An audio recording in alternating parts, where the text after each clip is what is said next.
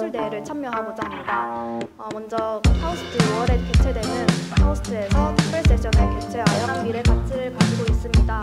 인류 최대의 자연 자본이라고도 불리우며 항만, 해운, 물류, 토산, 에너지, 바이오 등 다양한 산업의 근간이 되고 있으니 다양한 미래 가치를 위해서 지속 가능한 활용, 관리, 그리고 변화 대응이 필수적인 상황입니다. 앞서 언급해드린 바와 같이 해양은 다양한 미래 가치를 가지고 있으나 최근 글로벌 공동 현안으로서 기후변화, 해양 쓰레기, 그리고 해양 미세먼지가 계속해서 언급되고 있습니다. 특히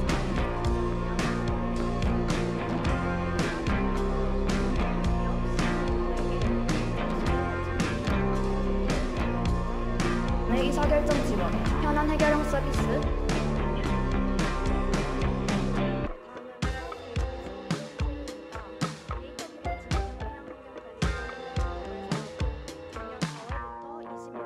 우측의 계산 후 화면으로 이제 대시보드 형태로 지금 플랫폼이 많이 변경이 됐고요.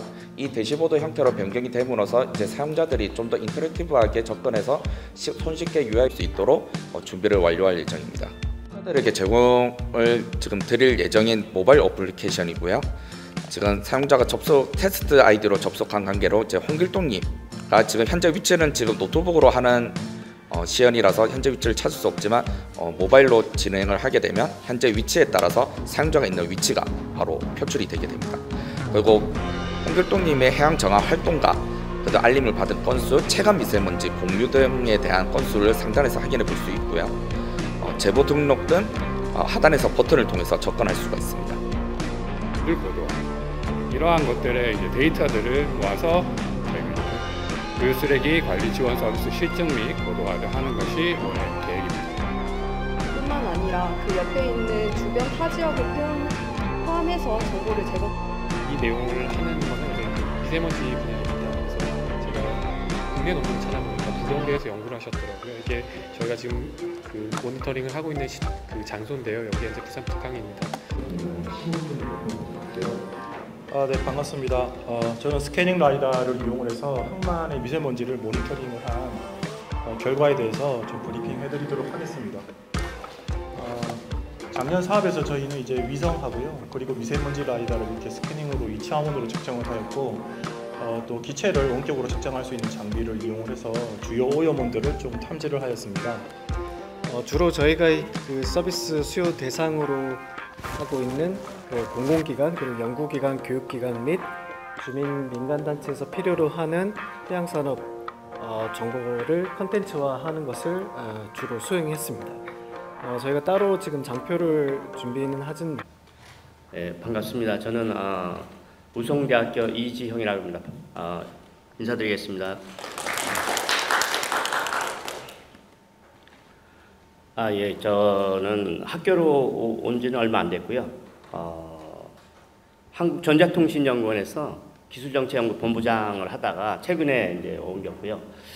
그 전에 대덕연구단지에 기술들을 이렇게 많이 개발을 했는데 왜 이게 기술이 사업화까지 이어지지 못할까, 이런 문제의식을 오랫동안 갖고 있다가 우연찮게 미국의 노스캐롤라이나 스테이트 유니버시티 MBA 교수님들을 모시고 저희가 한 1억을 들여가지고 대덕연구단지에서 1년 동안 노스캐롤라이나 그쪽에서 하고 있는 기술 사업화 프로세스로 저희가 전수를 받았습니다. 그래서 오늘 제가 소개해 드릴 이 내용은 그 미국의 그 프로그램을 돌려서 지금 앞에서부터 쭉 기술을 다 하신 여러분들의 그 최종 산출물을 어떻게 기술 사업화로 할까, 이런 고민을 계속 같이 병행해서 지금 하고 있고요. 그래서 지금 만약에 여러분들이 다 완전하게 잘 이렇게 기술이 개발됐을 경우에 그것들을 만약에 누군가 사업화를 한다면 이런 사업 계획서를 쓰면 될 것 같다. 그래서 제가 오늘 이 자리에 잠깐 소개해 드리러 왔습니다. 그래서 이거는 여러분들 개발된 제품을 이제 사업할 적에 쓰는 사업 계획서라, 이렇게 생각을 하시면 되겠습니다. 먼저 제일 중요한 건 사업 계획서에서 가장 중요한 건 사업 기회를 어떻게 정의하느냐. 이게 관건인데 먼저 어떤 사업 기회를 설명할 때 지금 현재 어떤 문제를 안고 있나 요 간단하게 설명을 하면 이렇습니다. 해양 쓰레기 및 항만 미세먼지 해결에 지속적인 어려움이 있다. 화면이 잘 보이지가 않는군요. 그래서 해양 쓰레기 및 항만 미세먼지 해결에 어려움을 겪고 있는 해양 기관과 지자체는 전 세계에 수십만 개가 있다. 제가 듣기에는 나중에 이 제품을 잘 만들어서 다른 지자체에도 보고를 하고 또 가능하다면 동남아나 이런 걸 통해서 해외까지 진출할 수 있는 계획을 가지고 있는 걸로 알고 있습니다. 그래서 그러면 저런 문제를 지금 키오스트에서 처음으로 한 게 아니고 그 전에도 이런 것들에 비슷한 것들을 해결하려고 했던 경쟁 제품들이 있었을 텐데 그런 것들이 이제 기존 해양 환경 정보 포털하고 보건 환경 정보 공개 시스템 그다음에 오션 클린업 퍼플 에어 이런 것들이 있다고 합니다. 그래서 이런 것들이 여전히 데이터의 실시간 분석하는 게 약간 부족하고 인프라가 약간 제한되어 있고 시민 참여 유도가 굉장히 부족하다. 이런 지적을 받고 있습니다. 그래서 우리 제품인 데이터 기반 지능형 해양 환경 관리 지원 시스템은 관리 지원 플랫폼은 해양 환경 문제에 신속하고 효율적으로 대응할 수 있도록 데이터를 다양한 소스를 통합해서 해양 쓰레기하고 미세먼지 등 해양 환경 관련 정보를 수집한 다음에 어떻게 합니까? 분석을 하겠죠. 아직 예측까지는 아니지만 분석한 후에 이걸 쉽게 알아볼 수 있도록 시각화하는 완성된 정보를 제공하는 시스템이다. 이렇게 아주 간단 명료하게 정의를 할 수 있겠습니다. 그러면 이런 데이터 기반 기능형 이런 플랫폼을 고객들이 어떤 니즈가 있을까 잠깐 살펴보면 데이터가 좀 정확했으면 좋겠다. 그리고 신뢰성이 있었으면 좋겠다. 그 다음에 사용자 맞춤형 정보였으면 좋겠다. 이런 게 있고 정책 및 연구 지원까지 지원해 줄 수 있었으면 좋겠다. 그 다음에 여기 한 가지 더 니즈가 있다면 시민 참여 기회 제공까지 할 수 있었으면 좋겠다. 이런 니즈가 있는 것을 확인을 하였습니다. 그래서 제품을 조금 더 설명을 드리면 조금 아까 말씀드린 대로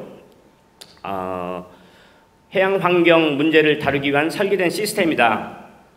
그런데 이 제품에 대해서 조금 어떤 기능들이 있을까? 어떤 기능이 있어야 될까? 어쩌면 처음에 디자인하기 전에 이 플랫폼을 디자인하거나 타깃 서비스를 디자인하기 전에 고민했었어야 되는 내용들이기도 합니다. CCTV 및 드론 기반의 데이터 수집의 기능이 있고 위성 데이터 사용하고 데이터 분석 및 시각화 그 다음에 사용자 참여 기능까지 다 포함할 수 있는 기능을 이 플랫폼은 가지고 있다. 그러면 도대체 이 제품, 이 플랫폼을 누가 구매할 수 있을까를 생각해 봤을 때 일단 이 프로젝트를 제공한 부산시와 같은 지방자치단체 아니면 나중에 이 부산시가 아니고 다른 지금 부산시와 같은 공통된 그 문제점을 애로사항을 겪고 있는 지방자치단체들한테 팔 수 있겠죠. 그래서 지방자치단체하고 공공기관들 왜냐하면 이런 문제를 애로사항을 가지고 지금 분석하고 시각화하고 이렇게 해야 되는 공공기관들도 아마 사용할 수 있을 것이다. 구매자하고 사용자는 조금 다를 수 있는데 사용자들은 연구기관까지도 이제 포함해서 고려를 할 수 있겠다 이렇게 생각이 듭니다. 그래서 이 제품 솔루션들은 지금 개발 업체에서 지금 이렇게 열심히 잘 이렇게 하고 있습니다. 제품의 속성은 조금 아까 제가 말씀드렸고 그러면 프로덕트는 어떻게 구성되어 있을까? 데이터를 일단 수집한 다음에 DB를 구축해서 서비스 개발한 플랫폼 개발까지 아마 플랫폼이 개발되면 추가로 타겟 서비스들을 지금은 3개로 고려하고 계시지만 더 이렇게 나중에 확장할 수 있도록 플랫폼도 좀 확장성도 좀 갖추고 있으면 좋을 것 같다는 생각을 했습니다. 그래서 요 4가지 정도는 같이. 그러면 이 제품을 구입을 정말 한다면 어떤 혜택을 받을 수 있을까라는 게 이제 어필을 해야 되는 키워드 중에 하나입니다. 그래서 실시간 모니터링과 대응이 가능하다. 지자체들은 이게 굉장히 중요하겠죠. 그 다음에 이제 데이터 기반으로 의사결정을 해야 되는데 이게 그 의사결정을 가능하게 해주면 굉장히 좋겠죠. 이런 것들이 이제 쭉 있습니다.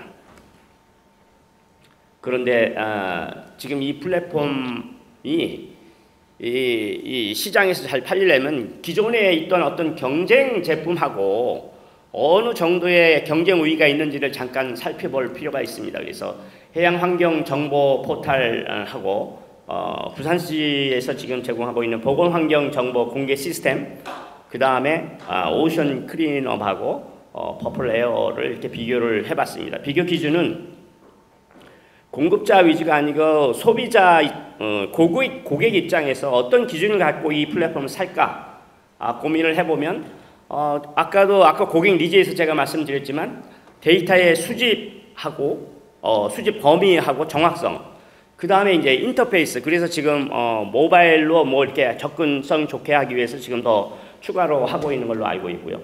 분석 기능의 심도, 이 분석이 너무나 간단한 게 아니고 이걸 통해서 내가 알고자 하는 것들을 좀 더 이렇게 확장해서 또 이렇게 조합해서 좀 알 수 있는 것들이 있으면 좋겠다.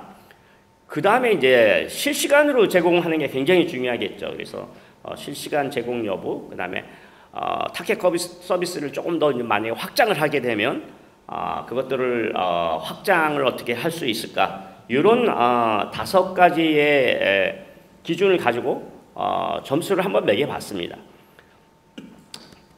그래서 그래프로 그려본 게 이제 새로운 가치 곡선. 하버드 비즈니스 리뷰에 이렇게 어떤 걸 비교할 적에 이렇게 그래프로 이렇게 비교하는 방법 중에 하나가 새로운 가치 곡선이라는 건데, 뭐 약간의 의도도 있지만 조금 더 이렇게 현재 나와 있는 목표로 하고 있는 수치로 했을 때는 지금 해양환경관리지원 플랫폼이 지금 상당히 우세하다. 전부 다 우세하다기보다는 어떤 면에서 상당히 우수한데 실시간 데이터 제공 요구는 조금 다른 것들이 더 우수한 것도 있다. 뭐 이 정도. 그래서 경쟁 우위는 만약에 축을 2축만 한다면 시민 참여도 하고 데이터 실시간성 2축으로만 비교해 봤을 때 본 플랫폼이 상당히 경쟁력이 있다. 그 다음에 이제 그러면 어때 지금까지 어떤 사업의 기회에 대해서 그리고 프로블럼의 심각성에 대해서 설명드렸고 그걸 해결할 수 있는 제품에 대해서 설명드렸다면 그럼 이게 정말 시장성이 있을까? 라는 질문을 당연히 할 수 있겠죠. 사업화니까. 그래서 잠깐 말씀을 드려보면 지금 글로벌 해양 환경 시장은 여러 가지 그 보고서에 의하면 한 4조 원 정도 된다고 합니다. 2030년을 기준으로. 그런데 이제 글로벌 시장의 그 국내 시장은 한 400억 정도, 해양 환경 관리 시장에 대해서 400억 정도의 시장이 조성되어 있다. 이렇게 이제 보고서가 있고요.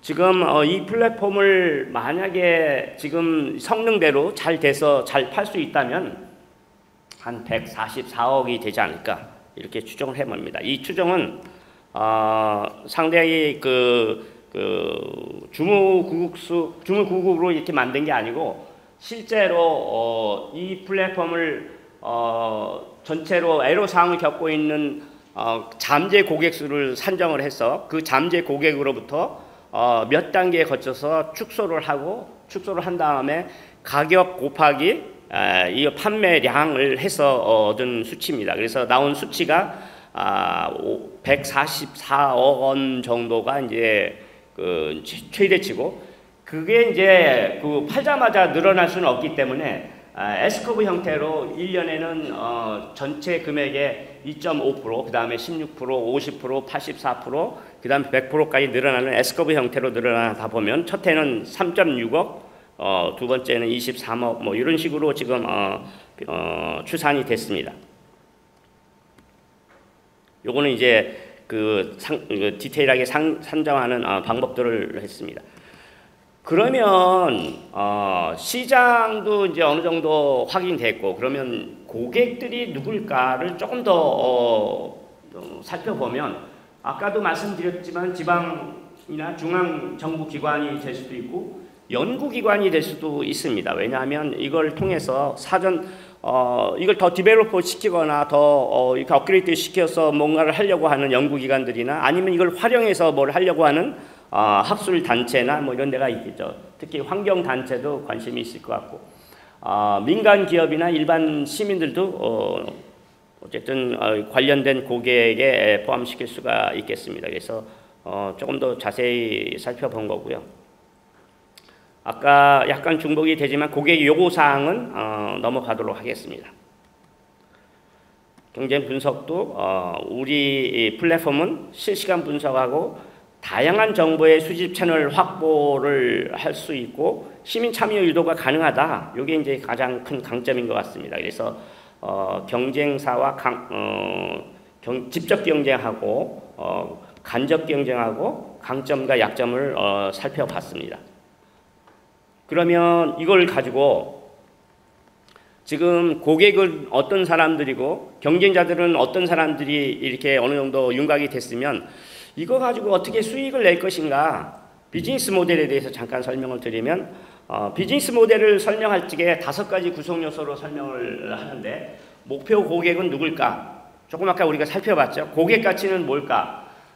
고객 가치는 환경 관리 및 개선, 그러니까 해양 쓰레기 및 미세먼지 모니터링을 통해서 환경 관리나 개선하는 고객 가치하고, 그다음에 데이터 기반의 정책 수립이 가능하기 때문에 효율적인 자원 사용 지원이다. 물론 고객 가치는 플랫폼을 제공하면 고객들이 주는 제품이나 플랫폼이 되겠지만, 고객들이 돈을 주면 이걸 파는 입장에서는 제품이나 플랫폼을 주겠지만 이렇게 가치로 표현할 수도 있습니다. 그럼 이 플랫폼을 어떻게 나중에 제공할 것인가, 뭐 이런 방법이 있고, 수익 모델은 지금 몇 가지로 생각을 해보고 있는 거고요. 이건 정확하게 이제 세팅된 게 아니고, 오늘 제가 말씀드리는 거는 이렇게 할 수도 있겠다라고 말씀을 드리는 거지, 꼭 이걸 가지고 반드시 이렇게 해야 된다 이렇게 말씀드리는 건 아닙니다. 그래서 구독형 라이센스 서비스나 프리미엄은 요 간단한 것들은 공짜로 주고, 프리미엄 서비스를 나중에 타겟 서비스를 더 붙여서 한다면 그거는 유료 서비스로 해서 수익을 낼 수도 있겠다, 이렇게 생각을 해봤습니다. 그래서 성장은 아까 추정한 대로 이렇게 증가를, 요거는 이제 9블럭 캔버스라는 비즈니스 모델 설명하는 유명한 툴이 있는데 거기에 맞춰서 다시 한번 설명을 해본 겁니다. 이후부터는 제가 이제 조금 더 빨리 진행하도록 하겠습니다. 생산은 아직 아무것도 지금 어떻게 보면 프로토타입을 만드는 과정인데 무슨 생산을 얘기하느냐. 그렇지만 VC한테 만약에 여러분들이 이걸 팔아야 된다면 생산을 어떻게 할 거냐 이게 물어보기 때문에 생산 계획을 제가 VC, 그러니까 투자자 입장에서 궁금해하는 것들을 쭉 적었습니다. 그래서 이건 마케팅을 어떻게 할 것이냐, 마케팅은 가격은 어떻게 하고, 그 다음에 광고는 어떻게 하고, 유통은 어떻게 하고, 홍보는 어떻게 할 거냐. 요거에 대해서는 만약에 누군가 이거를 사업하는 주체가 정해지면 그 사람들이 조금 더 고민을 해야 될 건데, 제가 미리 몇 가지를 생각을 해본 거를 여기다 적었습니다. 재무 전략은 이건 넘어가도록 하겠습니다. 왜냐하면 이건 약간 조금 디테일한 내용들이 들어 있어서 이거는 손익분기점은 몇 년 후에 날 것이냐. 그런데 지금 플랫폼을 한 50개 정도 팔아야 된다고 제 계산에 의하면 이렇게 나옵니다. 그러면 이걸 가지고 사업을 할 적에 어떤 새로운 시장에 들어갔을 때 어떻게 진입해서 살아남을 것인가. 진입해서 어떻게 확장해서 조금 더 사업을 확장할 것인가. 그 다음에 최종적으로는 이 사업을 언제쯤 적어서 투자자들한테 돈을 어떻게 제공할 것인가. 이게 이제 출구 전략입니다. 왜냐하면 시작도 안 했는데 무슨 출구 전략이냐 이렇게 말씀하실 수도 있지만 투자하는 당사자 입장에서는 이게 어떻게 사업을 나중에 출구를 해서 돈을 뺄 것인가에 관심이 있기 때문에 사업계획서의 출구 전략까지 반드시 적어야 됩니다. 그래서 제가 진입은 부산시를 교두보로 해서 진입 시점은 뭐 대략적으로 뭐 이렇게 하고 진입 방법은 독자적으로 한다. 확장은 제품 확장은 타겟 서비스를 조금 더 이렇게 많이 확장하는 방식으로 아니면 목표 고객을 지금 부산시에서 울산시 아니면 인천시 뭐 이렇게 확장하는 방법으로 아니면 해외 시장으로는 동남아 시장 아니면 중국, 미국으로 나중에 좀 더 잘 정교하게 플랫폼이 개발된다면 이렇게 확장할 수 있을 것이다 이렇게 생각을 합니다. 그 다음에 이제 맨 마지막에 그러면 이 플랫폼 가지고 사업을 할 적에 예상되는 위험성들이 뭐가 있을까? 사실은 지금 기술 개발에 급급해 하시지만 실제로 나중에 비즈니스에서는 다양한 위험성이 있거든요. 그래서 그 위험성은 일단 법률적인 측면에서, 시장적인 측면에서, 재정적인 측면에서, 생산적인 측면에서 아니면 팀 조직 간의 측면에서 이런 여러 가지 리스크들이 있는데 이런 것들을 어떻게 이 지금 요 사업에서 고려해야 될 점들이 이런 거고 어떻게 해결해야 될까 이런 것들을 좀 쭉 적었습니다. 그래서 만약에 VC한테 요청을 한다면 나한테 얼마를 투자해 주세요. 이게 이제 결국 사업계획서의 마지막 파트입니다. 그런 것들을 가상적으로 좀 적어봤습니다. 이렇게. 그래서 만약에 이게 개발이 잘 돼서 목표한 대로 잘 되고 이 플랫폼이 부산시를 교두보로 해서 잘 성공한다면 나중에 울산시나 인천시까지 잘 팔 수 있었으면 좋겠다 하는 그런 마음으로 사업계획서를 작성을 해봤습니다. 그래서 제가 이 내용을 인세탕님한테 지금 자문을 하고 있는 중입니다. 그래서 조금 구체적인 수치는 조금 더 정교화해야 되겠지만 전체적인 흐름은 이렇게 진행이 될 것 같습니다. 제 발표는 이것으로 마치도록 하겠습니다. 감사합니다. 국가의 그 기관들이 우리 지역사회와 함께 해가지고 지역사회의 해양환경 문제라든지 이걸 함께 검토하는 이런 사업은 굉장히 저희 그 지하철 뜻깊은 그런 사업입니다. 또 여러분 잘 아시다시피 지금 동구가 해양수도 부산이라고 하는 그런 굉장히 좀 중요한 가치를 지켜야 되는 그런 부산의 위상이 있음에도 불구하고 최근 이제 인천이라든지 굉장히 뒤쫓고 있는 어떤 추격하는 도시들로 인해 가지고 부산이 해양 어떤 산업이라든지 또는 해양과학 여러 가지 분야에서 힘을 모아야 될 때 그런 해양 환경 개발에 대한 의미를 있는 것을 한 번 더 뜻깊다는 말씀을 드리면서 드리겠습니다. 먼저 이 지금 사업에 대해서 가장 우리가 중요시해야 되는 게 모든 사업을 시작할 때 이 사업을 왜 하지라고 하는 기초적인 생각을 좀 많이 가져야 될 것 같아요. 지금 그 우리가 사업을 하면서 제일 좀 유의해야 될 것, 지향해야 될 부분들이 공급자 중심의 일반적인 정보 제도, 이건 정말 피해야 될 부분들이거든요.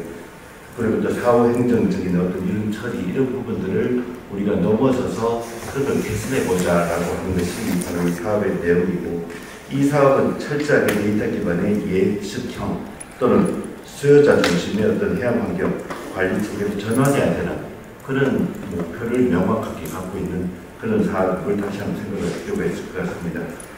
그래서 먼저 쭉 이렇게 앞에 발표를 쭉 하셨는데, 예를 들어서 아까 구유 쓰레기에 대한 모니터링이라든지 미세먼지에 대한 모니터링, 그리고 또 해양환경 산업 분석 서비스 이런 내용들이 쭉 있는데, 이런 부분들이 이상하게 이렇게 뭐랄까 친밀하게 엮어져서 이렇게 가지 않는다는 그런 느낌이 좀 들었어요. 사업은 한 가지 사업인데 각종 지금 진행하고 있는 파트별 어떤 이 내용들이 어떻게 좀 유기적으로 정확하게 이거 나오면 바로 답이 나와야지라고 할 수 있는, 또는 이게 왜 들어가야지 그렇구나 라고 하는 부분이 있는데 좀 각자 좀 저게 뭔가 좀 분산되는 이런 느낌이 들어가지고 조금 더 연계성 이런 내용들을 조금 더 이렇게 집중해 주시면 좋을 것 같다는 그런 생각을 하고 있고요.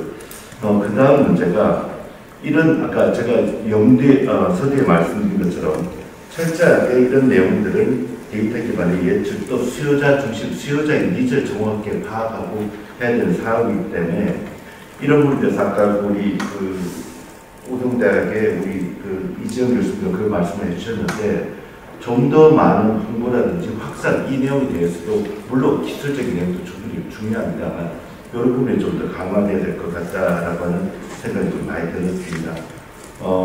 잘 아시다시피 아무리 좋은 고기가 만들어놔도 그걸 쓰지 않으면 그냥 우리가 방치하고 쓰레기가 될 수밖에 없기 때문에 이렇게 많은 의미 있는 또 국가 예산이 많이 투입된 이런 예산 사업이 그 성과가 극대화될 수 있는 방법을 좀 더 강구하는 데는 좋을 것 같다는 생각인데, 아까 여기 발표하셨던 것처럼 어떤 해양 주간이라든지 이런 데에 대한 홍보도 하고 각종 세미나 이것도 하고 있지만 좀 더 뛰어나가지고 언론을 통한 기사라든지 인터뷰라든지 기사도 내시고 또 대학에는 해양 관련 굉장히 많은 학과들이 있습니다.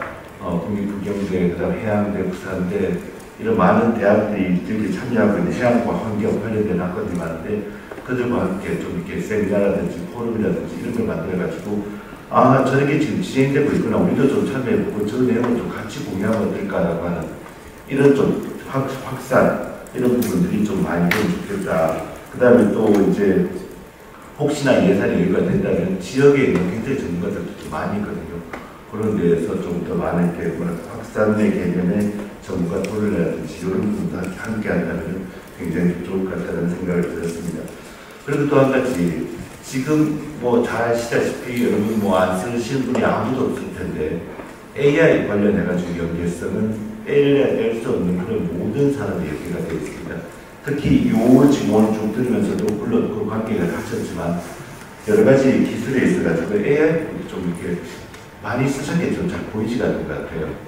그래서 AI로 활용되어 있는 AI 기반의 분석 어떤 예측 모델이라든지 이런 것들이 반드시 좀 포함되어 있지 않을까, 그런 내용들이 좀 더 필요했던 그런 생각들이 있었습니다. 하여튼 세부적인 내용은 이제 각 발표된 부분에 대한 질문 좀 적었는데 그게 지금 제가 묻는 건 조금 그런 것 같고, 그 세부 내용은 제가 자문의견서에다 조금 적어놓을 텐데, 이 사업이 단순한 플랫폼 사업이라는 개념을 좀 넘어서 가지고 지역 해양 환경 문화를 해결할 수 있는 실질적인 관리 도구로 기능을 해야 된다라고 하는 것이 굉장히 중요한 포인트고요. 또 그렇게 하기 위해서는 데이터, 기술, 참여 주체 간의 어떤 연계를 통한 통합적인 접근 이런 부분들이 굉장히 중요하지 않을까라는 생각을 계속적으로 좀 많이 해봤습니다. 이 연구가 기존에 있는 여러 가지 플랫폼이라든가 어떤 그런 기술들 그런 거하고는 유일하게 차별성 있게 왜 이게 만들어지고 공급됐을 때 어떤 효과가 있는지 이런 것들을 사람들이 했을 때 정말 중요한 연구를 저기서 하고 있구나, 우리도 함께 알아보고 싶다라고 하는 그런 궁금증을 같이 가질 것 같아요. 그런 부분을 조금 강조했으면 좋겠습니다. 아까 부유쓰레기, 미세먼지, 고온들은 세부적인 디테일한 질문 제가 질문드리겠습니다. 이상입니다. 데이터를 기반해서 여러 가지 도시 문제를 해결하는 그런 사업인데, 특히 이제 부산의 해양 환경하고 접목해서 아주 또 시의적절하게 뭔가 진행된 것 같아서요, 좋은 성과가 나올 것이라고 기대를 하고 되게 재밌게 들었습니다. 다만 조금 우려되는 부분, 그러니까 기술적으로 디테일한 부분들은 여기 저도 이렇게 자문 의견서에 적고 이따가 네트워킹 시간에 또 따로 말씀드리겠지만, 전반적으로 조금 이제 이 사업이 추가로 확장돼야 되는 사업이고 후속 사업으로 돼야지 굉장히 될 수 있는 의미가 있는 사업이라 생각돼서 그런 부분에서 좀 말씀을 드리면, 지금 이게 이제 플랫폼 개발하는 게 주 목적인 것 같아요. 여러 가지 이제 데이터를 기반으로 해서 현재 제안하신 여러 가지 타깃 서비스를 정확하게 구현하고 그거에 따른 결과를 서비스하는 거는 당연히 해야 되겠죠. 근데 그거 외에도 그런 서비스 됐던, 그러니까 타깃 서비스를 통한 어떤 지역 문제가 해결됐다는 했던 성과라든지 일종의 피드백 같은 것들이 뭔가 이렇게 확실하게 반영될 수 있는, 플랫폼 자체에 좀 그런 것들이 반영될 수 있는 체계가 있었으면 좋겠다라는 게 이제 첫 번째고요.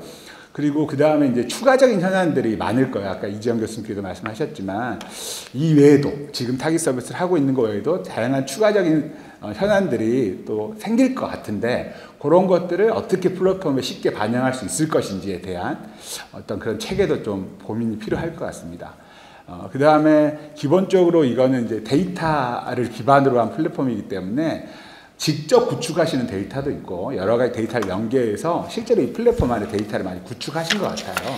이제 그 데이터를 이용해서 어떤 특정한 서비스를 만들어서 제공하는 건 눈에 확실히 보이는데 그런 데이터를 또 여러 일반인들이라든지 기타 전문가들에게 제공하는 기능이 명확히 안 보이는 것 같아요. 그래서 사실은 이게 이제 리아 사업이기도 하고 하니까 이런 데이터들을 어떻게 다양한 분야에 공유해서 활용할 수 있지. 특히 자체적으로 구축하시고 여기서 이제 타깃 서비스에서 나온 그 분석 성과들 이런 것들 굉장히 주요하게 여러 분야에서 사용될 것 같거든요. 그래서 그런 부분들을 어떻게 데이터를 더 좀 주변과 공유할 수 있을지에 대한 그런 방안을 좀 고민해 주셨으면 좋겠다는 생각이 우선 들었습니다.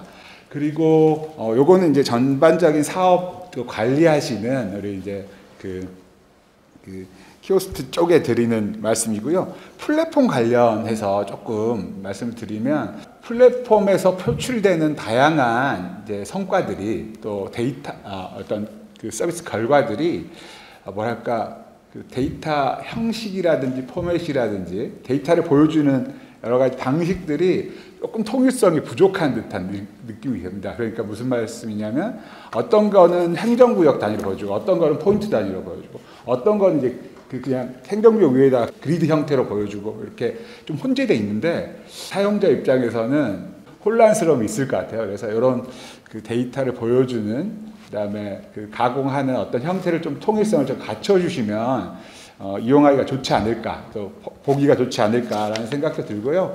결국은 또 여러 가지 문제들이 실시간적으로 발생되는 부분이 굉장히 많을 것 같은데 뭔가 이렇게 클릭을 하면 이렇게 창이 떠서 보여주는 형태가 좀 꽤 있는 것 같더라고요. 뭐 해양 쓰레기 같은 것도 그렇고 그래서 그런 것들은 차라리 그냥 이게 말 그대로 대시보드 형태로 제작되는 거니까 뭔가 실시간으로 메인 화면에 표출되는 방식으로 보여주고 또 쓰레기라든지 미세먼지가 높아지면 그런 거에 대한 알람 아니면 또 관련 부서에 대응 방안을 마련할 수 있는 형태로 자료 또는 뭔가 기본 그 데이터를 제공하는 성과들을 제공하는 형태가 좀 있었으면 좋겠다라는 생각이 좀 들었습니다. 그리고 시민 참여형 데이터 구축이 좀 있는 것 같은데 그 시민 참여형 데이터가 결과적으로는 제 생각에는 가장 리아 쪽에서 원하는 방식이 들어와서 뭔가 지금 개발하시는 여러 가지 타깃 서비스의 소스 자료로 활용되는 형태를 좀 원할 것 같은데 약간 그런 모양새도 잘 안 보이는 것 같아서 지금 그게 되고 있는 건지 약간 그것도 궁금하고 만약 그렇지 않다면 그렇게 시민 참여형 데이터가 여러 가지 타깃 서비스에 소스 자료를 해서 타깃 서비스를 개선하거나 좀 보완할 수 있는 용도로 쓰이는 체계가 좀 보여줬으면 훨씬 사업이 확장성이라든지 나중에 발전성이 훨씬 더 높지 않을까라는 생각이고 이 정도로 우선 의견을 드리도록 하겠습니다. 감사합니다. 우선 첫 번째 저도 비슷한 생각을 합니다. 이 사업은 부산시를 타겟으로 했고 하기 때문에 지속 가능성을 유지하기 위해서 운영지체에 대해서 빨리 확정을 하는 것이 필요하다고 보고 그래야 사실 플랫폼이라는 게 가장 어려운 게 이 유지 관리라고 저는 보고 있습니다. 개발도 물론 중요하지만 유지 관리를 하기 위해서는 일정 부분의 예산과 인력이 소요가 되고 계속 그 시스템에 대한 유지 보수가 발생을 할 텐데 그 비용에 대해서 또는 인력에 대해서 앞으로 어떻게 할 것인지에 대해서 부산시와 좀 긴밀한 협의가 필요한 사업이라고 보여지고요. 그래서 이 후속 사업화가 이제 필요하지 않을까. 아까 이 교수님께서 말씀하셨던 그런 상용화 측면까지는 아니더라도 공공 측면에서도 매우 의미 있는 사업으로 보여지기 때문에 후속 사업화에 대한 논의도 같이 추진이 되면 좋을 것 같은 사업이라는 생각이 듭니다.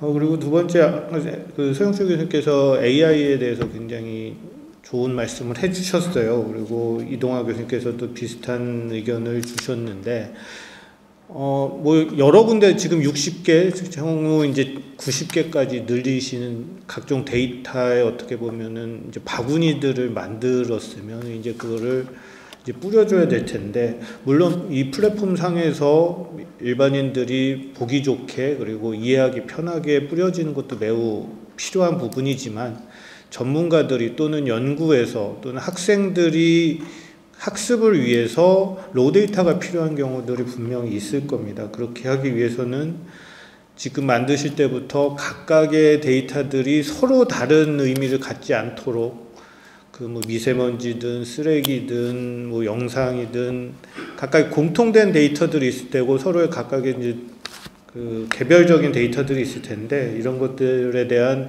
내부적인 플랫폼의 표준과 그 해설서가 같이 제작이 돼서 이 데이터를 가져다 쓰는 사람들이 좀 편리하게 사용할 수 있는 어떤 설명서가 필요하지 않을까라는 생각이 듭니다. 그리고 그 해양 정화 활동 관련해서 인센티브 저도 이거 말씀드리려고 했더니 이미 또 많이 고민을 하고 계시고 저도 비슷한 생각으로 어떤 그 봉사활동 가점이라든지 이런 것들이 필요하다라고 제안을 드리려고 했더니 이미 또 생각을 하고 계시는데요. 그 부분에 있어서 말씀하셨던 대로 부산시장님의 표창이라든지 더 나가서 환경부나 아니면은 또 중앙부처 표창까지도 좀 확대하는 것도 좋은 방법이 될 수 있을 거라고 보여집니다. 거기에 아울러서 제가 알기로는 쓰레기들이 모든 전역에서 다 나오지는 않을 거라고 보여지고 일반적으로 많이 배출되는 지역들이 있을 거라고 보여집니다. 그런 데에다가 추가적으로 이 안내판들의 요즘 부산도 해수욕장 쪽에 가면 안내판들 많이 붙어 있던데 이런 쓰레기 신고 안내판들을 이제 부산시와 협의해서 만들면서 그 옆에 QR로 해서 지금 제작하시는 앱으로 바로 연결이 되거나 제작하신 웹으로 바로 연결될 수 있는 어떤 안내 표지를 하게 되면은 시민 참여를 좀 더 유도할 수 있지 않을까. 그리고 개발하신 웹과 앱을 활용하는데 보다 그 사용자들을 늘릴 수 있는 방법이 아닐까라는 생각이 들고요.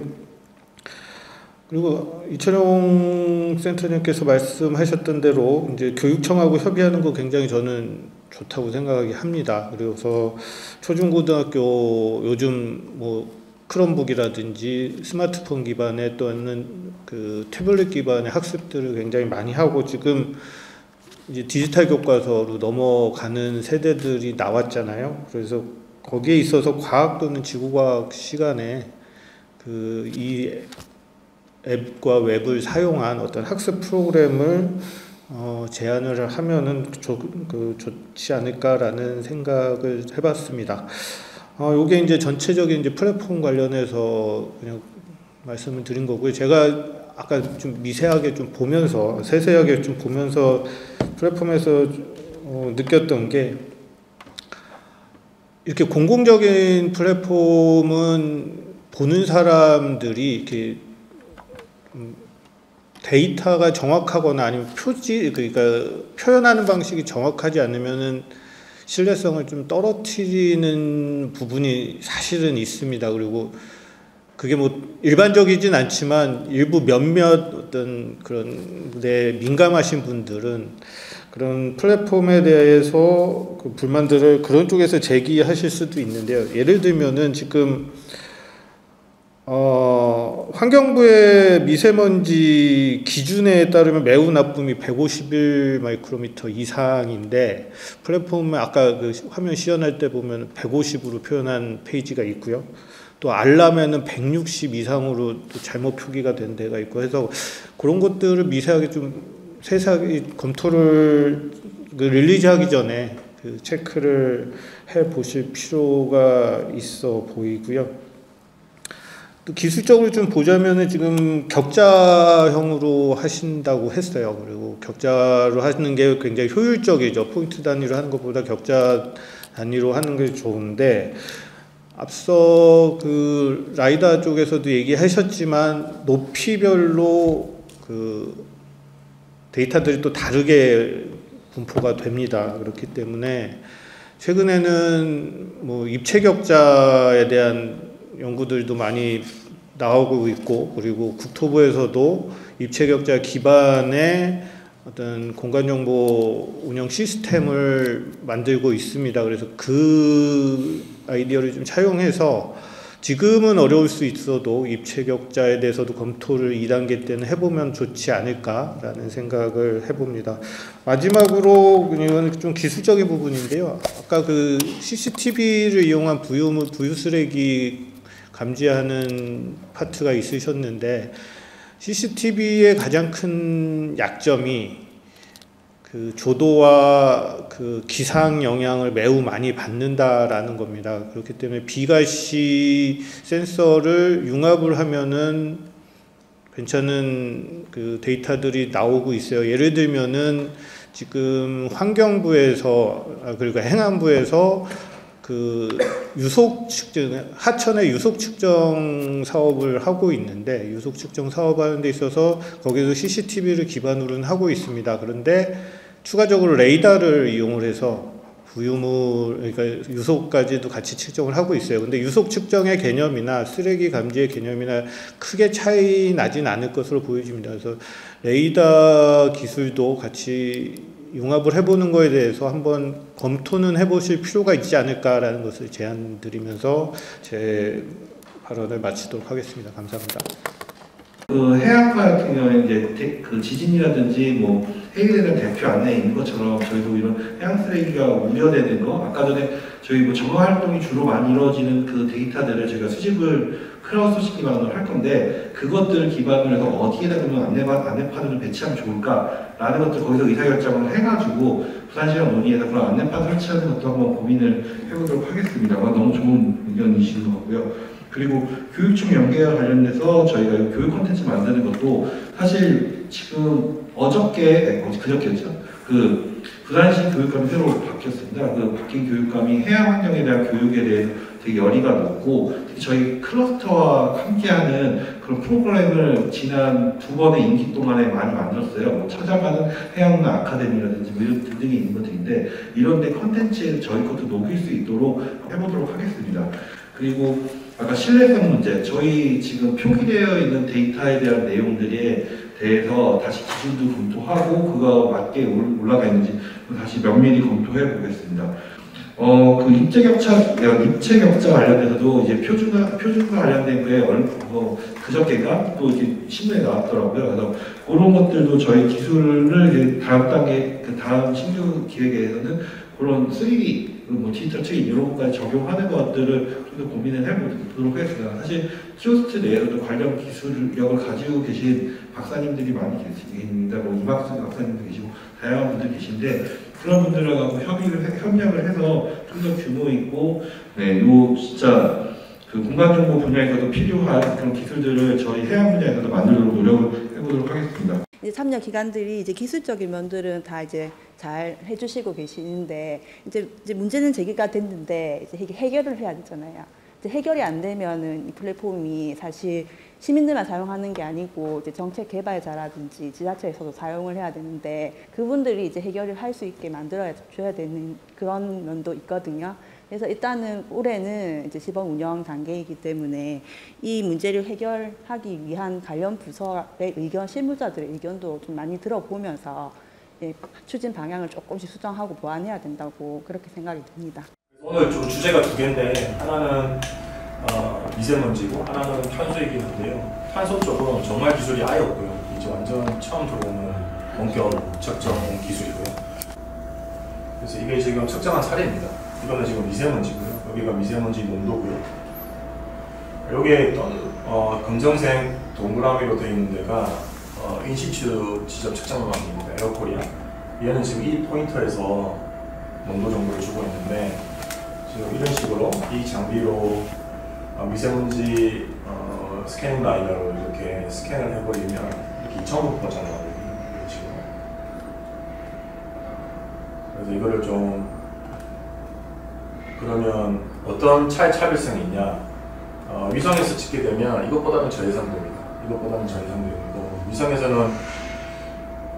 위성에서는 지금 에어로졸을 정말 정확하게 정말 고해상도로 했을 때가 500m 정도 해상도가 되고요. 그럼에도 GPO에 대한 그 민감도는 조금 떨어집니다.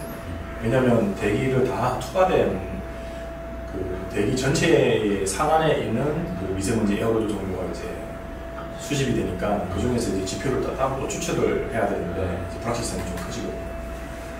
그래서 어제 보시면 AOD라는 말이 나오는데 그건 대기 전체에서 에어로졸이 만큼 그 정도로 좀. 근데 이거 같은 경우에는 이제 이렇게 스캔하면서 딱딱 배출량 위치마다 아니면 그냥 앰비언트 위치에서도 농도가 어떻게 나오는지 보니까 얘는 딱 특정 지점에서만 정보를 주는데 얘는 한 대의 장비로 이렇게 면에 대한 정보를 상당히 고해상도로 주거든요. 그러면 이제 이런 조선소 같은 데서도 특정 날짜, 특정 시간에 어떤 농도로 나오는지를 알 수가 있고요. 인시추 정보는 이 조선소에서 허락하지 않으면 알 수가 없는 거고요. 조선소 내에서도 어느 사업장에서 미세먼지가 많이 누출되거나 우리가 놓치고 있는지 관리를 해주니까 되게 효과적으로 저감을 할 수 있는 그 지점에다가 미세먼지를 집진하는 그런 장치를 좀 더 효과적으로 달게 되면 훨씬 더 농도를 떨어뜨릴 수도 있고 그렇게 되는 거죠. 여기 같은 경우에는 또 오구도 국제터미널인데 인시추는 한 포인트에서 측정하고 있는데 저희는 여기를 다 측정을 했고요. 지점마다 다 할 수 있는데 지금 여기에 평균 값을 이렇게 보게 되면 여객 터미널 같은 경우에는 오전부터 좀 농도가 올라가고 오후 한 3시 정도 되면 대부분 끝나더라고요. 농도가 많이 끝나고 이렇게 위치별로 다 시켜주고 요거는 이제 간만부두인데요. 간만부두에서 날짜별로도 언제가 높은지 높은 날에 농도 변화가 어떤지 언제 높았는지 이걸 알 수 있고 간만부두도 5m 단위로 알 수 있으니까 정확하게 말씀하면 이 크레인에서 나오는지 트럭에서 나오는지 선박에서 나오는지 정확히 알 수 있어요. 위성에서는 커버할 수 없는 그런 더 세밀한 그 전문 용어를 확인할 수가 있어서 사실 이런 게 필요한 게 사실 부산 한강공사 같은 경우도 한강공사 내에서 자기들이 이제 거기 그냥 터미널 주식이나 그 터미널 주식 가서 이제 어디가 지금 구체적으로 오염원을 기억하고 있냐 이거에 대해서 논쟁이 많거든요. 그 앞에서 트럭이 오간 그 트럭이 오가는 그 도로에서 나오는 거냐, 크레인에서 나오는 거냐, 아무튼 선박에서 나오냐 이거에 대해서 그 의견이 분분한데 사실 그 관측망이 없기 때문에 그런 부분들을 이제 커버할 수 있는 기술이 좀 필요했고요. 그러다 보니까 요 지금 노마스코에서는 요 지금 기장비가 딱 저희 그 니즈하고 맞다 보니까 이걸 가지고 저희가 우선 부산항 쪽에 적용을 해가지고 저 지금 타겟을 좀 오염원들을 좀 분류해보고 거기에서 어디가 좀 더 기여가 높은지 어떤 시간대에 어떤 장소에서 좀 문제가 발생하면 이제 그걸 찾아내면 이제 저걸 어떻게 관리 정책을 이제 부산시장 협의회가 좀 뭔가 제시할 수 있잖아요. 그동안은 서로 탓이라고 얘기하다가 그렇죠. 전체적으로 서로 탓을 하다 보니까 아무도 뭐 노력을 안 하거나 노력을 하더라도 얼마만큼 효과가 났는지 스스로 입증을 못하다 보니까 그런 부분에 있어서 어떤 데는 오히려 피해를 볼 수 있는 거죠. 예를 들어서 부산 터미널 거기 주식회사 같은 경우에도 그 BPT에서 자기들이 저감을 하기 위해서 다양한 그 저감 장치를 막 만들고 다 친환경 장비를 다 막 전환하고 했음에도 불구하고 앞에서 5가구는 저기 개인 사업자 트럭들이 막 들어와가지고 물을 가져가요. 걔네들이 하나도 그 개선을 하지 않으니까 그 물류 단지 안에서 자기들 개선한 것들이 다 묻혀버리는 거예요. 그러니까 이게 효과가 뭐가 있냐, 투자 대비 뭐 어떠한 성과가 있냐 이런 것들을 전혀 자기들 홍보도 못하고 맨날 자기들이 계속 피해를 주는 입장처럼 보일 수 있다는 거죠. 그러니까 그런 것들을 명확하게 규명하고 그거를 이제 그 나중에 어떤 부분에서 어떻게 더 구체적으로 행동을 이해할지 이런 것들이 이제 고민을 하는 게 사실 이런 기술이 좀 그런데 이제 활용될 수 있는. 최근에 이제 이 사업을 하고 나서 이제 부산시 관계자분들이나 관련 분들하고 얘기를 해보면 제일 궁금해하는 게 이거를 찍었는데 이 지점마다 장비를 설치했던 것이냐? 아니다. 그게 부경기 운영 캠퍼스에 한 대를 설치하고 반경 7km를 쫙 스캔한 거다. 상당히 놀라우십니다. 그리고 최근에 이제 이쪽 주거 지역이 있는데 이쪽에서 이제 민원이 많이 들어온다고 하더라고요. 이제 먼지가 너무 많이 들어온다. 이쪽 선박들하고 이래서 하는 거니까 이거 좀 대책을 마련해 달라고 민원이 부산시에 엄청 들어오는데 그래서 지점 측정망을 엄청 여기다가 이제 좀 몇 개 깔았다고 합니다. 여러 개를 깔아가지고 측정을 했는데도 솔루션을 줄 수가 없는 거예요. 왜냐하면 그거 가지고는 플룸의 모양을 알 수 없으니까 어느 소스에서 나와서 이게 흘러가는지를 알 수가 없으니까 결국은 이제 이렇게 고해상도 한 5m 정도 되는 고해상도로 찍어버리게 되면 그걸 정확하게 트래킹해서 솔루션을 줄 수 있으니까 그때 부산시 관계자분들도 이런 민원에 좀 효과적으로 대응할 수 있을 것 같다 그런 말씀이시죠. 그럼 미세먼지 발생지에 대한 어떤 구체적인 그런 포인트도 잡을 수 있다는 말씀이신 것 같은데 이게 어차피 공기 흐름에 따라서 미세먼지의 흐름도 달라질 것 같다는 생각이 드는데 거기에 대해서 좀 코멘트 해주시면 좋을 것 같은데요. 네, 거기에 대해서 말씀드리면 이제 이번에 저희가 관측을 할 때는 대략 한 25층, 30층 정도에서 이렇게 찍었습니다, 높이를. 그런데 이 고도를 한 20에서 50m 이하로 이렇게 맞추고 그러니까 저희가 또 측정을 할 때는 건물이나 이건 다 피해서 측정을 합니다, 안전하게. 이렇게 측정을 하게 되면 방금 말씀하신 배출원에서 이제 나와서 여기 이제 희석이 시작되는 50m 이상 고도, 그리고 배출원끼리 섞이는 고도 전에 벌써 찍어버리게 되거든요. 그래서 정확하게 어느 배출원에서 얼마큼 나오고, 그리고 만약에 바로 주변에 주거 밀집 지역이 있으면 이 배출원에서 이제 흘러가는 것까지 다 동시에 찍을 수 있는.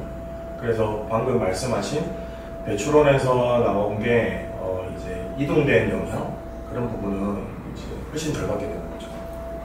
네, 그렇습니다. 좀 부연 설명해주시면 우리는 이제 관측해서 주변에 선생님이 되면 키오스트 저희 해양 데이터 센터가 가진 기술들이 저는 지하에서 공간 자료들 제가 해양 항만에 대한 세부적인 공간 자료들을 많이 가지고 있고 그리고 저는 오염원들에 대해서 저희 그 해양 환경별 기상 자료들을 저희가 융합을 하면 저기서 이제 중첩을 통해서 그 풍향에 대한 정보라든지 풍속 이런 것들하고 같이 매칭도 하고 그리고 오염원 같은 경우에는 저희가 저 모든 선박들이 출현하는 그 위치 정보들을 저희가 분석할 수 있는 기술이 있어서 그 특정 시각대에서의 그 선박 위치를 추정하고 그 선박에 대한 재원 정보도 저희가 가지고 있기 때문에 어떤 선사라든지 선주가 이런 오염에 기여하고 있는지를 저희가 통계를 또 따로 뽑을 수가 있어요. 포인트로 가는 거죠. 그렇죠. 그렇게 되면은 그런 부분에 있어서 지금 IMO에서도 그 얘기하고 있는 그런 친환경 선박 전환 이런 부분에 있어서 제대로 이해하고 하지 못하고 있는 그런 선박이라든지 선주들 이런 것들을 이제 따로 분류해 줄 수가 있어서 그런 선박들이 이제 못 들어오게 한다던가 다른 곳으로 이제 가라고 이렇게 다시 안내를 한다던가 이런 것들의 어떤 저희 대책을 마련할 수 있거든요. 예를 들면 저희가 서울 시내 같은 경우에도 그 미세먼지가 특정 농도가 너무 이상 올라가면은 그 차량 진입을 막게 하거나 트럭들 못하게 해서 저감 조치를 다 들어오잖아요.